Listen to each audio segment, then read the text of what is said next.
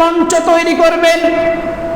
মঞ্চ তৈরি করার পরে ওই মঞ্চে আল্লাহ রাব্বুল আলামিন নিজেই উপস্থাপনা করবেন আর বলবেন, এই পর্যায়ে আমাদের মাঝে পবিত্র কোরআন তেলাওয়াত করার জন্য মঞ্চে আসছে দুনিয়া হাফেজে কোরআন, বলেন সুবহানাল্লাহ। সেখানে কোনো ওয়াজ হবে না, ওয়াজ মাহফিলের মঞ্চ না, সেটা হলো কোরআন তেলাওয়াতের মঞ্চ। এক একটা হাফেজ কোরআন তেলাওয়াত করবে। দুনিয়ার সমস্ত হাফেজের কোরআন তেলাওয়াত যখন শেষ হয়ে যাবে, এবার আল্লাহ রাব্বুল আলামিন বলবেন, এই পর্যায়ে আমাদের মাঝে কোরআন তেলাওয়াত করবেন হাবিব মুহাম্মদুর রাসূলুল্লাহ, বলেন সুবহানাল্লাহ। আল্লাহর রাসূল নিজে কোরআন তেলাওয়াত করবে।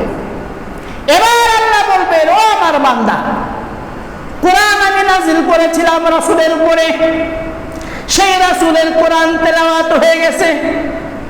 আমি কোরআন যে হাফেজদের সিনার ভিতরে দিয়েছিলাম, সেই কোরআন তেলাওয়াত হয়ে গেছে।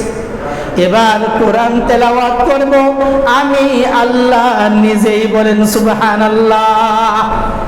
আমার কোরআন আমি নাজিল করেছি, আজকে আমি তোমাদেরকে আমার কণ্ঠে কোরআন তেলাওয়াত করে শোনাবো।